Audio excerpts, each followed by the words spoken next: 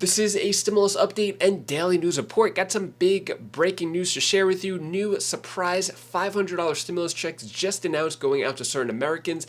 The GDP numbers just came out again, and it's not as bad as we thought, meaning the economy may or may not be in a recession right now. I'll play you a video clip from the Democrats' perspective of what's going on with the economy and how certain Democrats are speaking out against student loan forgiveness, bringing up the unfair argument, and I'll give you some other more important updates as well. Hope you're having a fantastic Friday. If you appreciate the fact-based, fast-paced updates, hit the like button down below. So, two different headlines here, really interesting. Want to get your opinion on it. So, first one here from Fox. GDP shrank at revised 0.6% rate in second quarter, signaling U.S. remains in technical recession, right? So that's one headline. And then another headline here, U.S. economy contracts mildly in second quarter, no sign of recession in underlying data. So what a crazy world we live in, where the data comes out, it's just an objective number, and yet the way that humans interpret this data determines how it's going to go, like whatever type of framing or political background. So to get more of an idea of what's going on with the actual numbers, because numbers don't lie, take a look at this video clip right here.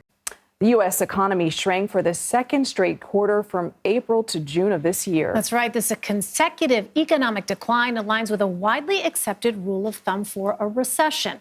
The Bureau of Economic Analysis reports the GDP fell 0.6% during the second quarter. Now, that's slightly less than what was calculated in the advance estimate released by the Bureau last month. But it still follows a 1.6% decline in the first quarter. Meanwhile, the Kansas City Federal Reserve Economic Policy Symposium begins today. Federal Reserve Chairman Jerome Powell is scheduled to deliver a speech tomorrow addressing the state of the U.S. economy. Joining us now is Gina Smilik. She is a Federal Reserve and economy reporter for the New York Times. Gina, thanks so much for joining us. To start off, the Bureau of Economic Analysis says the economy shrank in the second quarter, but not by as much as originally estimated. So is this good news, or does it indicate that we're in a period of recession? Right. So this was the second revision to that number. We have one more coming. So I think this is good news on the margin and that it's not as bad as we thought it was. And I think the really important thing to keep an eye on here is that while the economy did shrink in the second quarter, that was heavily because the government was spending less money and because companies were building up their inventories. A lot of economists expect growth to really bounce back in the third quarter and into the end of the year. And so, I think we have to read these numbers with a little bit of nuance. While that 2-quarter decline is sort of a conventional rule of thumb definition of recession, I think it maybe isn't so appropriate here because we are in a very unusual economic period. And, that is why here in the United States, we don't define recessions in that sort of formulaic way, because sometimes they require a little bit of judgment. And this seems like it's one of those moments. So you can hear from her perspective, it was more the perspective that recession, or there's not really a recession definition, or recession isn't, we're in an unusual economy, information like that. Basically, what I said before, numbers don't lie. The GDP is not as bad as 0.9%. What does this mean for you? Well, a less shrinking economy potentially means things may get a little bit cheaper and not more expensive. To just boil it down to how it's going to directly benefit you. And in terms of other news coming out in Jackson Hole, Powell, federal Chairman Jerome Powell faces soaring inflation and a major Fed test. So Jerome Powell is going to address how the central bank plans to lower prices without forcing a recession. There may be another federal interest rate hike, potentially.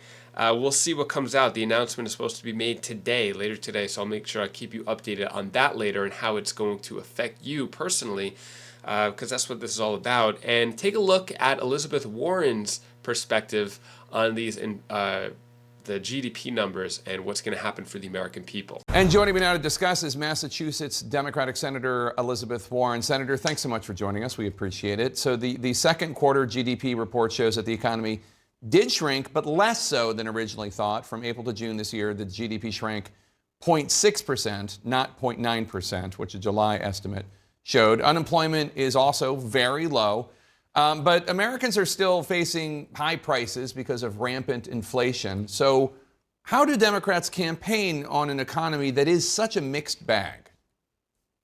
Well, I think it's about, are we trying to head this thing in the right direction? Look, we got a lot of reasons that prices are driven up for families, and we have to worry about high prices for families.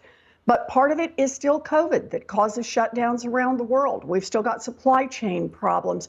We still have a war in Ukraine that drives up energy prices. And frankly, we still have giant corporations that are out there that are engaging in price gouging. And all of those keep pushing those prices up. Now, there's a lot of evidence that prices are coming down. Best part is, as you point out, unemployment is low, so paychecks are coming in. But the main part, as I see it, is the Democrats are working to get this economy and keep this economy on track for everybody. Put the Republicans in charge and let them do another $2 trillion tax break for billionaires and giant corporations. When the Democrats are in charge, what we're doing instead is we're trying to make this economy work for everyone. And that's what I think we're doing right now, with lower unemployment and with more money back in people's pockets on things like, we're going to put a cap on the cost of insulin, a cap on the cost of prescription drugs for people on Medicare. Those are the directions we want to go in. And canceling student loan debt is part of that. Let's talk about Trying that. to help. So I cut it off there at the student loan forgiveness because I'm sure you heard a lot about that, but I'll show you another clip how Democrats are against student loan forgiveness in a moment. But first, when it comes to this, surprise direct payments of $500 sent to Americans thanks to $600,000 pot. Are you eligible? So this is going out in a credit union if I could get to it. So a credit union in Ohio. So one major credit union just launched $500 one-time direct payment program. Who got the money?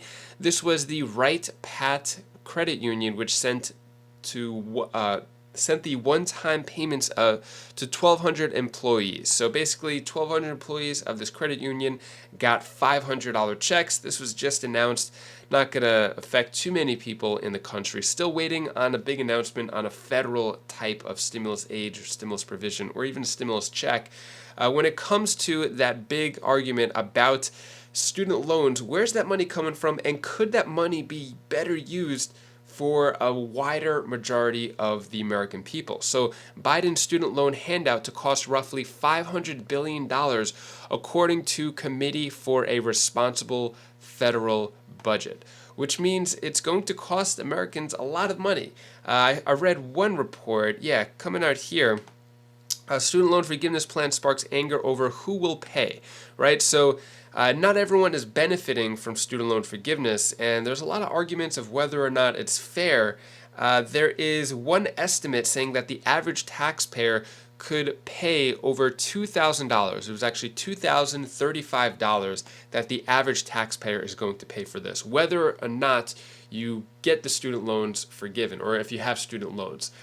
So it brings up some difficult questions there, especially for people who don't have student loans. It's hard to, I guess, say that you're happy about it if you don't have any student loans, because how are you benefiting from it? And when you hear a number like $500 billion, could that money be better used in other places? Well, there are certain Democrats who don't agree with this decision as well. So Democrats in tough races distance themselves from Biden's student loan decision.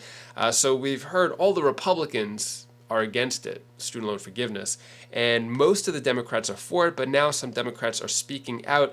Take a look at this video clip right here explaining more.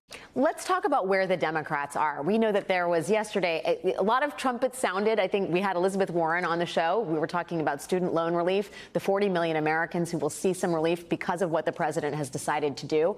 But there are people in your own party who are in critical races as far as the Democratic control of Congress who are not it seems, on board. And I will draw your attention to Tim Ryan, who said, while there's no doubt that a college education should be about opening opportunities, waiving debt for those already on a trajectory to financial security sends the wrong message to the millions of Ohioans without a degree working just as hard to make ends meet. It bears mentioning that 53% of Ohioans without a college degree voted for Barack Obama in 2012.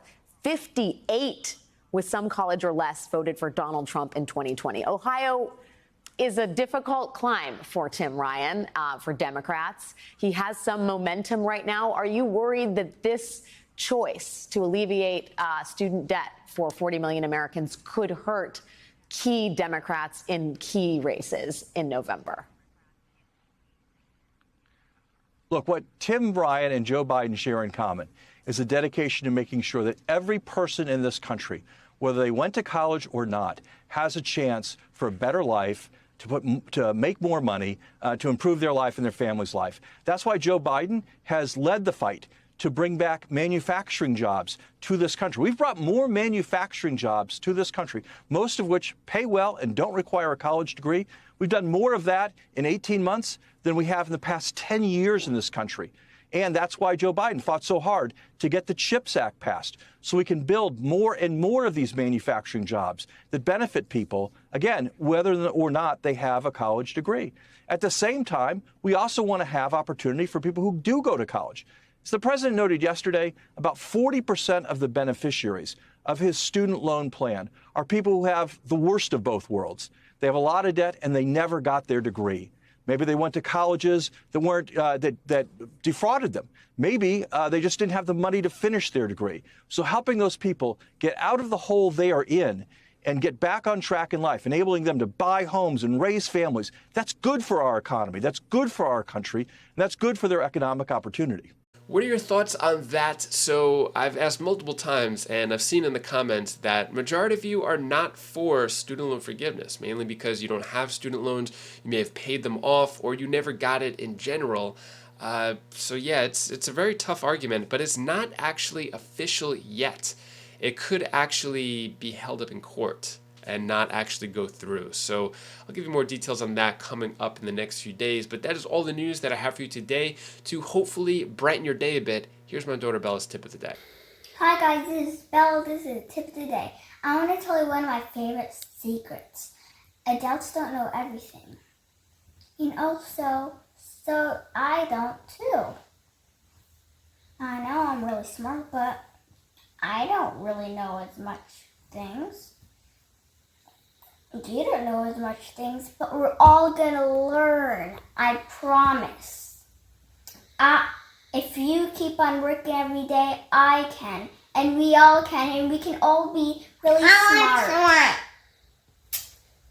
And we can all be really smart, like being a teacher or something. And I help kids be smart.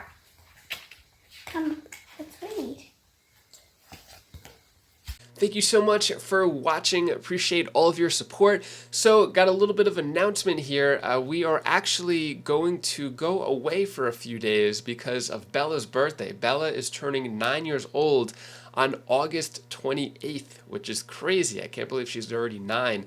I remember the day that she was born. Pretty wild, but anyways, so we're going to meet up with some family members and stuff, and Bella was given the choice, do you want a birthday party or go on a little trip? And she chose the trip, so we're going to do that. I'll keep you updated over the next few days, where we're going, what we're doing, all that fun stuff. But anyways, if you want to check out any of my other videos, my other channels, you can click right up here, and I'll see you in the next video. Take care, be safe.